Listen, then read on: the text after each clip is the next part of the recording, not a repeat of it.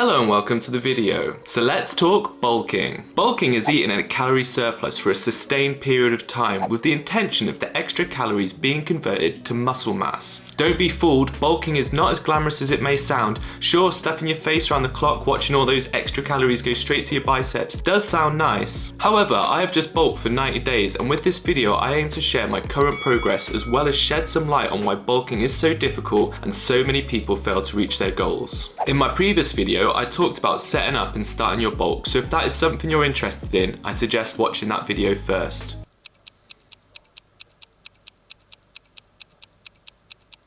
Okay, cool, now we're all caught up, let's see how my transformation has gone over the 90 days. So I've just taken my measurements, so let's compare today's stats with 90 days ago Pete, or skinny emaciated Pete as I like to call him.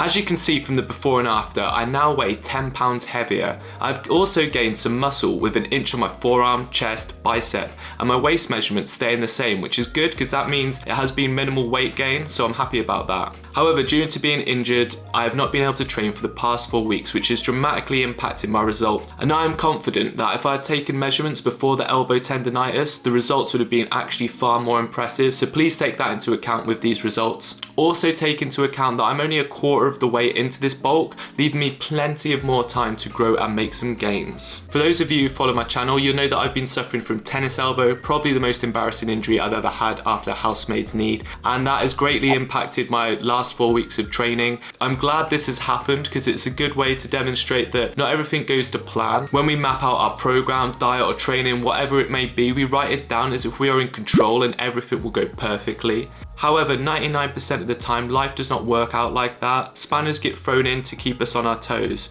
It may be an injury like myself, you may get ill, work, special occasion, the list is endless. However, we do have the control in how we react in these situations.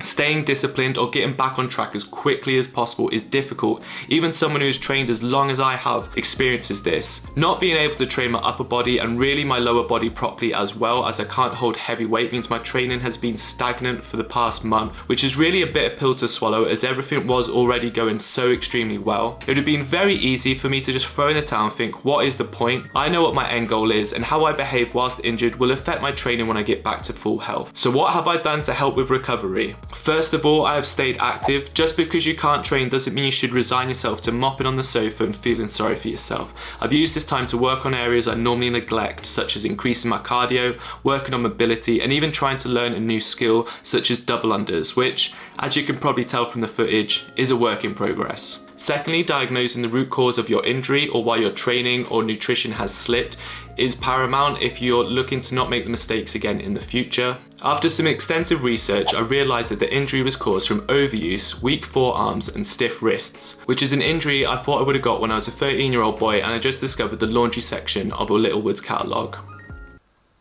So now I have identified the cause and I'm able to take action so history doesn't repeat itself.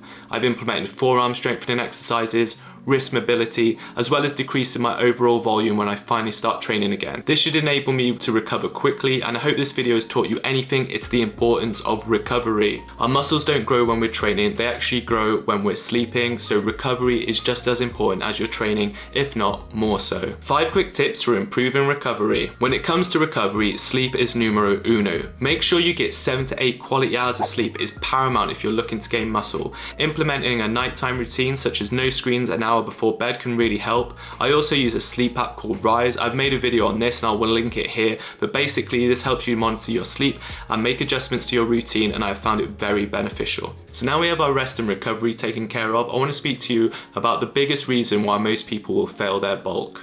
The biggest reason most people fail to commit to their bulk is unwanted fat gain. If you are extremely diligent and everything goes well when you are bulking, you are lucky if half the weight you gain is muscle, the other half will unfortunately be fat. This means as the weeks and months push on, you are going to be losing some definition and may even be uncomfortable with how you look. This is when you really need to trust the process and focus on gaining strength and not just how you look in the mirror. Your brain may tell you to do a little mini cut and then you diet down and end up at the same weight you started at with no extra muscle, and then you bulk again and then you cut again, and the yo-yo process continues and you never actually change body composition. I know this has been especially hard for me being injured, as over the past 4 weeks I've seen my body morph into my version of a dad bod, and it's very disheartening. Unfortunately, there's no magic pill that you can take to avoid gaining fat while you gain muscle. Well, actually there is one way, but it's not the path we're going to go down. I just want to finish this video with one thing that has kept me motivated during this injury. For those of you who watched my first video, you will remember one of my goals was to fit out this jacket, and I think you can say when I put them side by side that someone is starting to fill this bad boy out. Anyway, that's going to be it for this video. I hope you have found it useful. I hope you've enjoyed it. If you have, please drop it a like, subscribe if you are new, and I'll see you guys in 3 more months when I've gained some extra size and I'll be filling out that coat. Peace.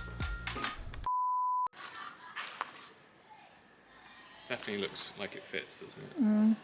At least fits more.